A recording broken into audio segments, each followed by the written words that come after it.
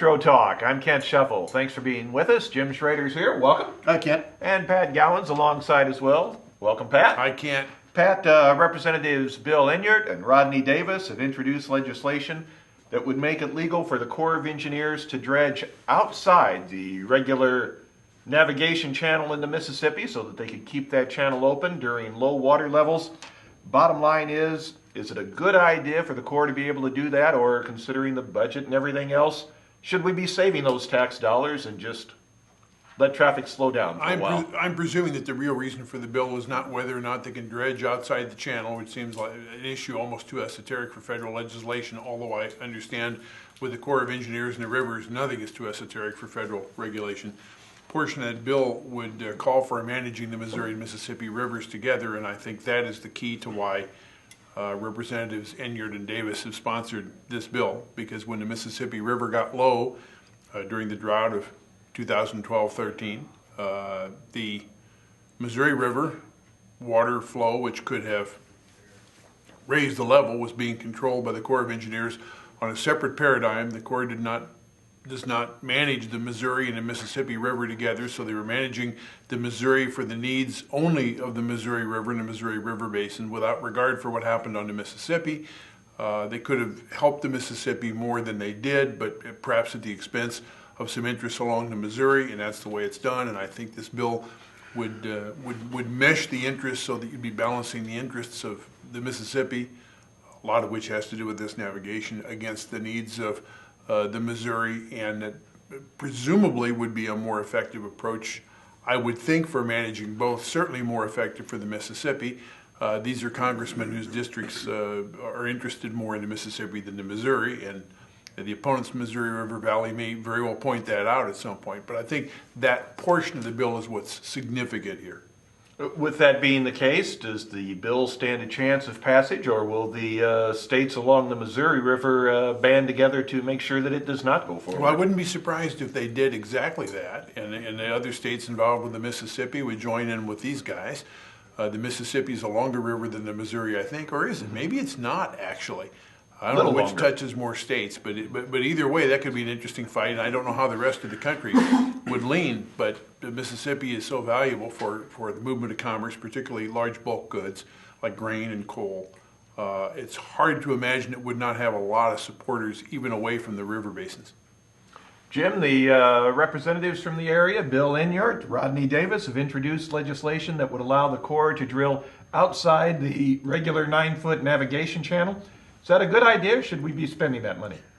Well, I agree with Pat. Ostensibly, the problem is if you're controlling the Missouri, the water flow of the Missouri, that could raise the Mississippi River level, then you wouldn't need to dredge outside the 9 feet, or possibly wouldn't need to. I think the legislation might have a little better chance of flying through if some of the Missouri legislators and some of the up the Missouri River legislators were also involved in this. You've got two voices from Illinois saying, please help us, but that may be as far as it goes. I think the possibility that the Corps may dredge outside the basic 9-foot channel would be kind of a safety net if nothing happens to the Missouri.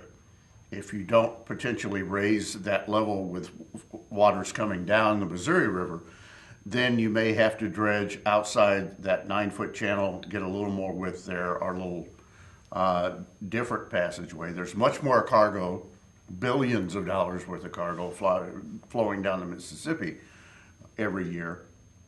There is some coming down the Missouri as well, but certainly not near as much. Missouri is a much smaller river. It may touch more states, but it's a smaller river. So the fact that all of this may be a moot point because the Corps kind of is that organization that really answers unto itself. Ask anybody who's ever tried to deal with the Corps of Engineers on anything. They basically do what they want to, when they want to, and can put a wrench in your works pretty quickly, as City of Alton found when they were trying to develop the waterfront, and some things can happen with the Corps that can really slow things down.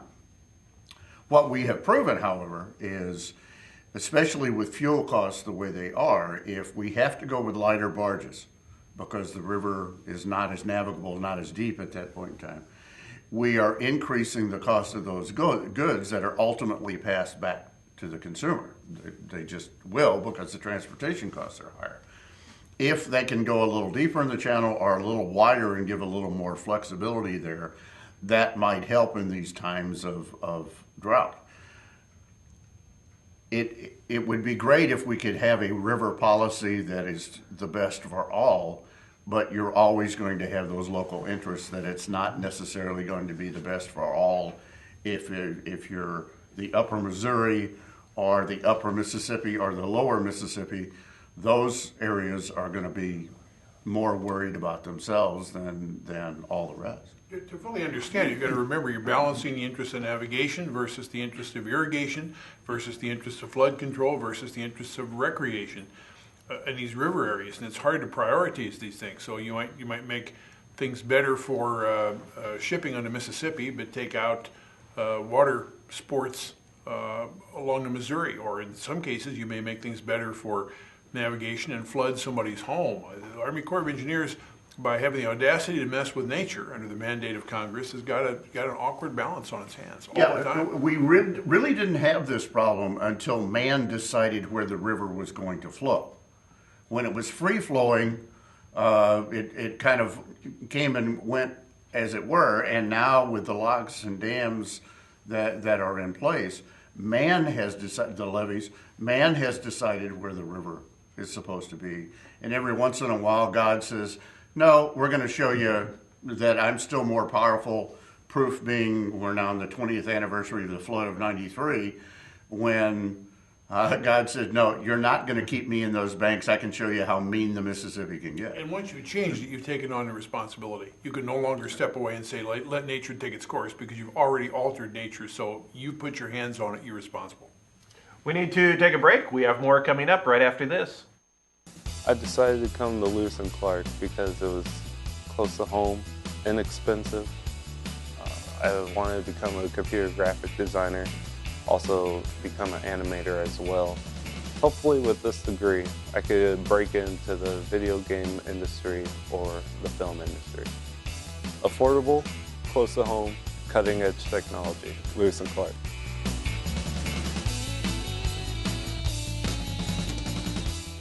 Hey, I'm Anderson Cooper. As a parent, you want to make sure that your child knows how to deal with bullying when they see it happening. And chances are they want to help, but they don't really know how. Well, teach them that the best thing to do is calmly walk away, find a teacher or other adult, and speak up. And do your part. Be that adult they can talk to and trust will listen. Join me to help stop bullying. Go to stopbullying.gov to find out more.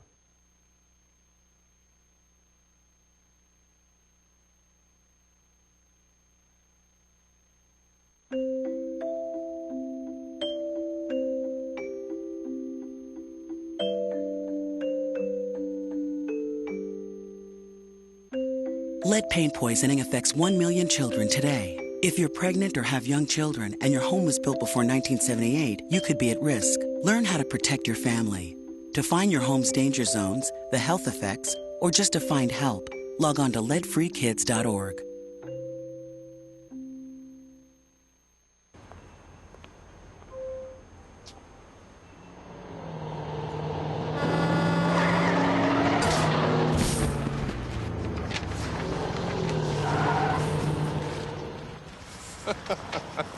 This can't be happening. This can't be happening. Of course it's not happening. Armored car. Listen, having money isn't about luck. Make your own coffee, save $1,000 a year. Feed me. Feed the pig. You're watching Metro Talk. Jim, Senator Durbin was in East St. Louis last week. He was pushing gun control legislation. He says that gun control could improve the homicide rate in East St. Louis. Bottom line is, would gun legislation make a difference in the way the crime situation is in East St. Louis? Well, there was some very profound information that came out of that meeting, like that more than half of the guns in East St. Louis are illegal. I never would have suspected that. I thought they were all being purchased at Walmart with Floyd cards. Only half? Only half, that's right. More than half was the terminology. let's face it, and we've talked about this on the show before. Pat carries a FOID card. I have a FOID card. I grew up around guns. I'm a shooter. People that carry guns illegally, people that are shooting people outside of clubs at 4 o'clock in the morning, people that are doing drive-bys where drug deals gone bad, they don't care what kind of legislation that you put in place, short of going to, a full military camp and going door to door and search and seizure of every gun, and there's still going to be some of those that slip through. Ask the Third Reich if they got all of the guns off the streets in Poland after they invaded. You're just not going to do it. This ends up being feel-good, political doublespeak. Further gun control or increased gun control is going to punish sportsmen and shooters and hunters.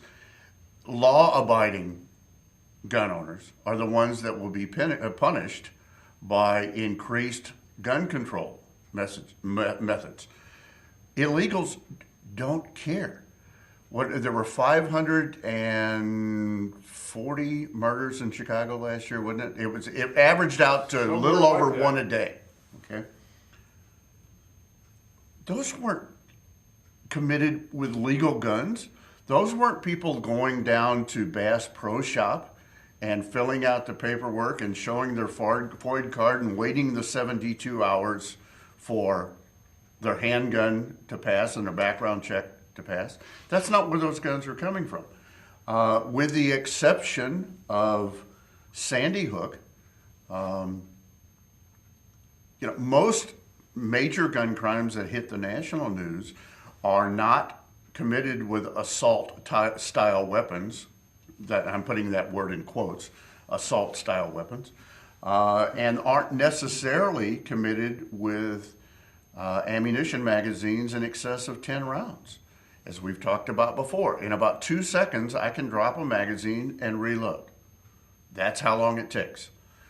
Pat, we've talked about it. You know that from your experience. It's this and that. That's how long it takes. It's about 2 seconds. You limit high-capacity rounds or high-capacity magazines, then you carry more rounds. It's really simple. You carry more magazines.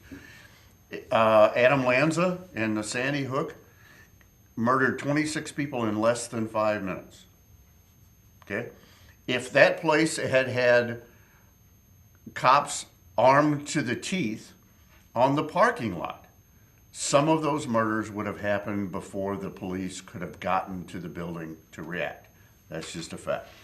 It's wonderful that elected officials can sit around and cluck and say, we're going to do more, and if we increase the gun laws and tighten the gun laws in the United States, and specifically in the state of Illinois, we're going to have an impact on gang crime and drug crime and revenge and all of the things that go into many of the cases in East St. Louis. It's feel-good legislation. Unless this country or this state is prepared to line up like the jackbooted thugs and go door to door and search and seizure on every house in East St. Louis, every house in Illinois, you're not really going to make a dent on guns. Or let me rephrase that, you're not going to make a dent on the illegal guns. You can come to Jim Schrader's house, and if I have to turn mine over, all of which the serial numbers are registered and all of which were purchased with a FOID card and all of which were purchased with the proper paperwork, okay, you take them away from me, but what about the gangbanger in East St. Louis? He didn't go through the same steps I did. He bought it on the street somewhere. Pat, Senator Durbin was in East St. Louis last week, says we need tighter gun control legislation. It could help improve the homicide rate in East St. Louis. Is that correct? Do we need tighter regulations for that? You cannot talk about gun control without running into what Jim says, and he's right. There are a number of people who legitimately have and possess guns. They stand on the Second Amendment. The courts seem to be holding tight or even expanding the rights under the Second Amendment. I think the question is what regulations will do the most good. Will the assault gun ban make a difference, a restoration of the ban from the 1990s? I'm skeptical for the reasons that Jim gave. Don't need to repeat those. Durbin was in East St. Louis, his hometown, talking about a law that if passed would tighten the screws on people who are straw buyers, someone who can legally purchase a gun on behalf of someone who cannot. So I buy it from you and then I give it to Jim. Jim has a felony record, I don't. There ought to be a law about that, but it's hard to get a law about that doesn't have something to do with I acquire the gun legally from you and then I sell it to Jim, who can also own it legally. How do you process that sort of transaction? I don't know what the answer is. I do know that a straw buyer law passed tomorrow, in my view, probably would not make any difference whatsoever to the rate of homicides in East St. Louis. One does not correlate very directly to another. One of the things that's very difficult when you compare the United States of America to other countries in the number of gun deaths is that they did not have the culture of firearms that the United States has had going back to the Wild West days and before. We are awash in guns. There are guns all over the place. Those other countries don't necessarily have that. They're able to more effectively control guns and gun violence because there aren't that many guns. We have enormous numbers of guns, and controlling that's very difficult. Would an intelligently written straw purchaser bill make a difference? I think probably so. But it's not going to make a difference in East St. Louis next year or in the next 5 years or 10 years. This will be part of a slow process of slowing down the rate of gun crimes in the long haul.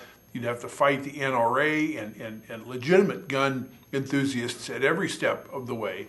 And the territory you would gain would be, in my view, both incremental and distant. It makes it a hard battle to fight. So when you go to East St. Louis, I have a lot of respect for Senator Durbin. You go to East St. Louis and you make it sound like this will solve your problem tomorrow. I don't believe that at all.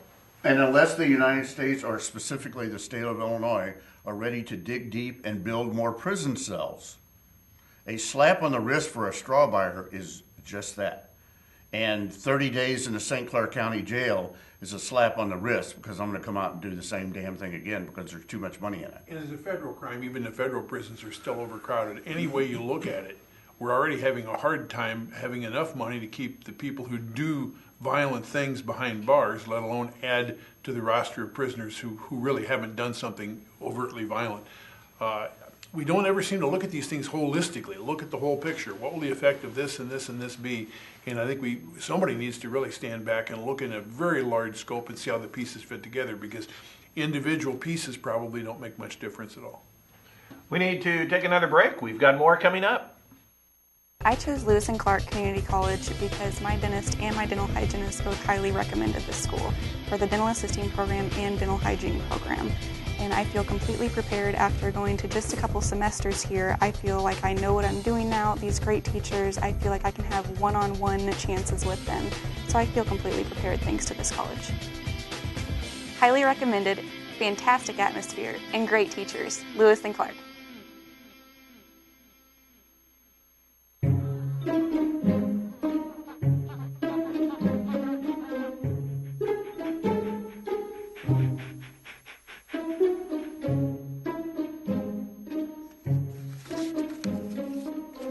Oh, sweetheart. Can I give you a hand? No thanks, Dad. I got it. Okay. I'm gonna go fix the lamp in your room. You don't have to be perfect to be a perfect parent. There are thousands of children in foster care who will take you just as you are. Packers. Viking. Packers. Viking. Viking. Red state. Blue state. Vegan. Carnivore. We come from different places. Uptown. Downtown. Optimist. We come to different conclusions. Half empty. Half full. But when we live united, we create real, lasting change in the building blocks of life. The education, income, and health of our communities, Live. our families, United. even the person next to us. Live united. Real change won't happen without you. So give, advocate, volunteer, live united. Sign up at liveunited.org.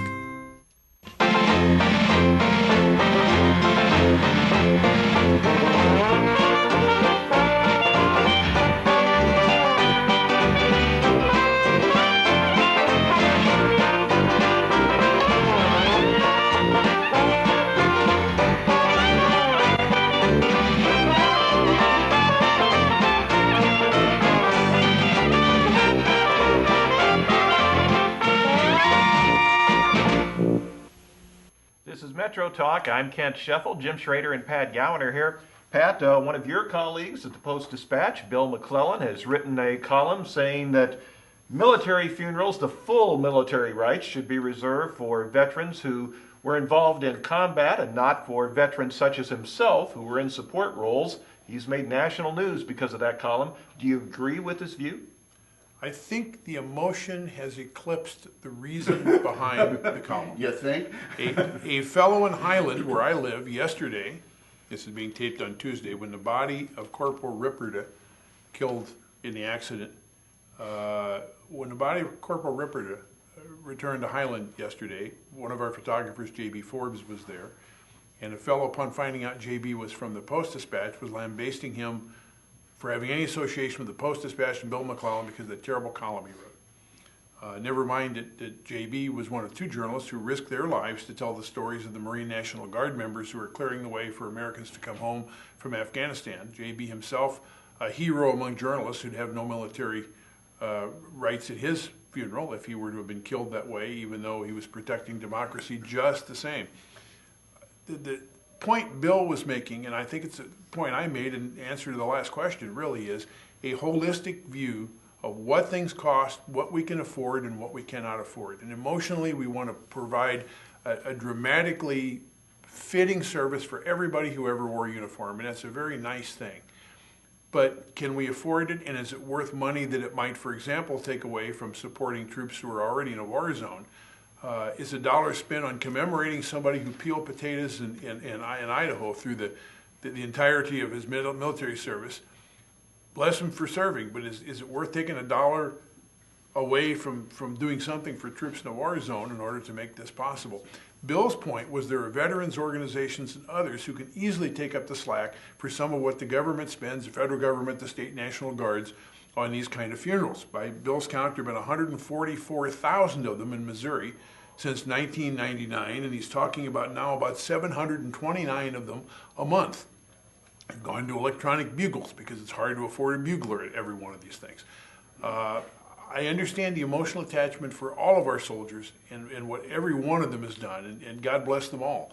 But you've got to have some sense of reason about these things. And when we talk about cutting the budget, when we talk about taking things out that we cannot afford, how can you not put something like that on the table to look at? That and a whole lot of other things. We talked about gun crimes. We talked about Sandy Hook. We've taken money away from mental health services.